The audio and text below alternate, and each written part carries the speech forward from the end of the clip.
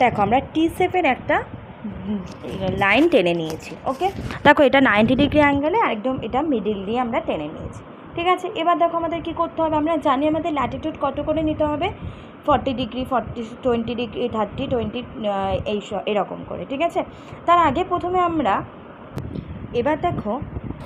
এবার দেখো রেডিয়াসের মাপটা নিয়ে দেখো আমি এখানে টেনে নিয়েছি 5.6। ঠিক আছে, আমি একটা জেনারেটিং গ্লোব আঁকবো ঠিক এখানে বসিয়ে। ওকে, হয়ে গেল। ওকে, নেক্সট দেখো এবারে আমরা এখানে আর এইখানে একদম প্যারালালি একটা লাইন, দুটো লাইন টেনে নেব। নেক্সট দেখো আমাদের ইন্টারভেল দিয়েছে 10 ডিগ্রি, তাই তো, আর আমাদের ল্যাটিটিউড দিয়েছে 40 ডিগ্রি। আমরা এই দিকে 4টে, ঠিক আছে, আর এই দিকে 4টে ল্যাটিটিউড নিয়ে নেব। কত ডিগ্রি ইন্টারভেল করে? প্রোটেক্টর দিয়ে।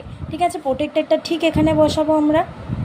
ওকে, দেখো এটা 0 ডিগ্রি, এখানে দেখো 10, এখানে 20, 30, 40।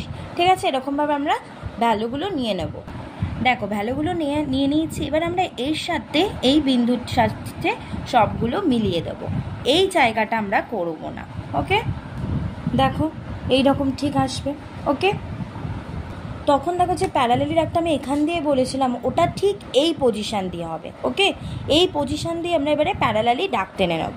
ওকে, এবার দেখো আমরা ঠিক 10 ডিগ্রি ইন্টারভেলের ভ্যালু নিয়ে দেখতে পাচ্ছ এটা আমাদের সেন্ট্রাল লাইনটা। ঠিক আছে, এরকম করে আমরা কটা নিয়ে নেবো দেখো নিয়ে নেবো ল্যাটিটিউড কটা নিয়ে নেবো, সরি এখানে দেখো এখানে দিয়েছে কত লঙ্গিটিউড, 20 ডিগ্রি ওয়েস্ট, মানে 1 2 3 4 5 6 7 8 9টা। ঠিক আছে, 9টা দাগ আমরা নিয়ে নেব। দেখো ঠিক এখানে বসিয়ে আমরা 9টা ভ্যালু নিয়ে নেব। ওকে,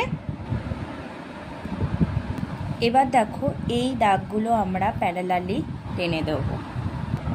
দেখো আমাদের ড্রয়িংটা পুরো কমপ্লিট। এবার আমরা ভ্যালুগুলো লিখে নেব। ঠিক আছে, ওকে, তোমাদের যদি অবশ্যই ভালো লাগে তোমরা অবশ্যই চ্যানেলটাকে সাবস্ক্রাইব করো।